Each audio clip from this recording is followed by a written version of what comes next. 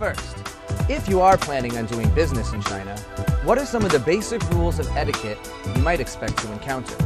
Huangwaga Park, also known as the Mausoleum of the 72 Martyrs, is one of the state-class historic and cultural sites in Guangzhou. Now, even though the trip up the mountain is only a little under 6 minutes, these views are absolutely breathtaking. You can get a bird's eye view of the entire city of Guangzhou. Legend has it that Zhang Anji, a medicine practitioner at the end of Qin dynasty, fell off a nearby cliff while picking herbs to treat the local people. The moment he fell, a white cloud rose from below, turned into a red-crowned crane, carried him and rose with him to become an immortal to heaven.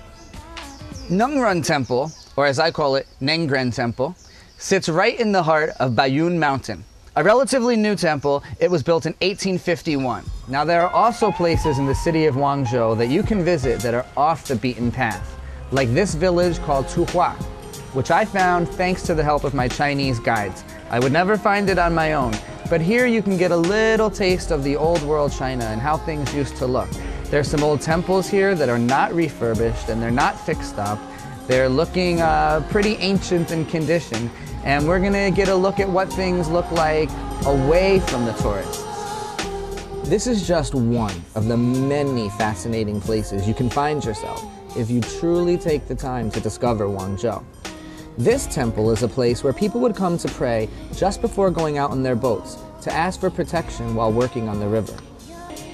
Nestled right on the edge of the village of Tuhua, this is a fruit farm where you can take a tranquil stroll through the trailways, amongst the trees and over the bridges, and forget you're even in a city at all. Many centuries ago, it is said that the monk Jiahu dropped the most magnificently glowing pearl into the waters of this river. Its glow could be seen from the banks of the river, and although many tried to retrieve the precious stone, all attempts were met with failure. Even today, on a moonlit night, the glimmering surface of the water allows one to forget that the Pearl River is one of the world's busiest industrial waterways. You've done the work, you've seen the sights, you've tasted the culture, you've trekked and gallivanted all about the town. Now it's time to wind down and get a taste of Guangzhou's thriving nightlife. For business or pleasure, or a little bit of both, Guangzhou is a city with something for every type of interest or personality.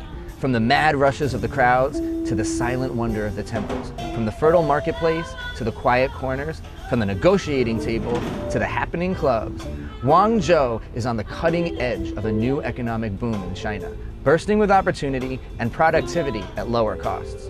All in all, Guangzhou is the ideal city to consider spending some time and setting up business.